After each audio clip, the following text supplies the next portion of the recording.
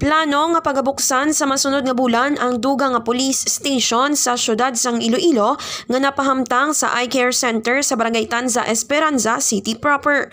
Suno kay Police Major Sheila May Sangrines, spokesperson sang Iloilo City Police Office, ang mga pasilidad ang natala na nga himuon bilang Iloilo City Police Station 7.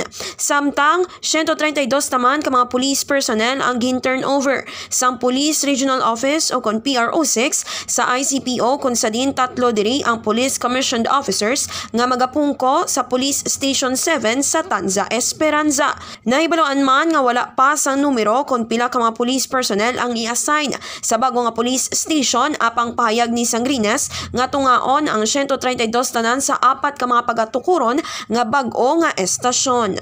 Gapasalamat kita kay ihatag ina sa syudad ka nga para nga mangin mangin istasyon sa police station 7.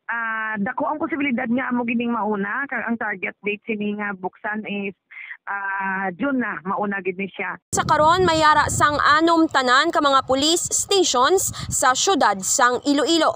Kag ini si K5 Nicole Castañeda Teprado para sa Kampiyon nga Balita, Serbisyo Publiko kag Kalingawan sa Iloilo. K5 News FM.